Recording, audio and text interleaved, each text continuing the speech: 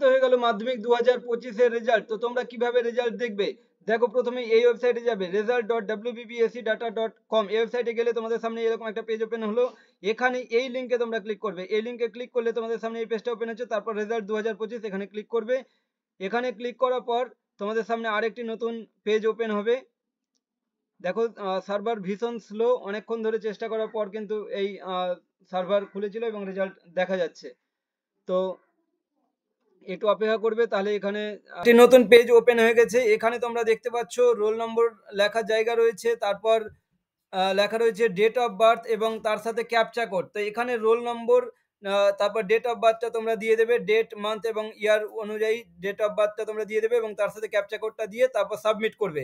দেখো এখানে রোল নাম্বারটা তোমরা কিভাবে দেবে। রোল নাম্বার যদি এরকম হয় যে ধরো 201112N এবং নম্বর 011111, তাহলে তোমরা কিভাবে এখানে রোল নম্বরটা দেবে।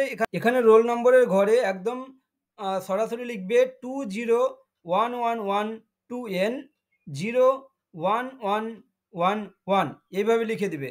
তারপর ডেট অফ বার্থ যে জায়গাটা আছে ওখানে ডেট অফ বার্থের ওখানে তোমরা যে ডেট মান্থ এবং ইয়ার অনুযায়ী ডেট অফ বার্থটা দিয়ে দেবে। তারপর যে ক্যাপচা কোডটা ঠিকঠাক দেবে এবং তারপর সাবমিট করে দেবে। তাহলে কিন্তু তোমাদের যে রেজাল্ট, তোমরা রেজাল্টটা দেখতে পেয়ে যাবে। দেখো আমি এখানে সবগুলো দিয়ে দিলাম এবং সাবমিট করে দিলাম। দেখো তোমাদের সামনে তোমরা কিন্তু তোমাদের রেজাল্ট দেখতে পাচ্ছ। তো তোমরা এইভাবে প্রত্যেকের রেজাল্ট দেখে নাও। কে কীরকম রেজাল্ট করেছো অবশ্যই কমেন্টে জানিও। Thank you so much.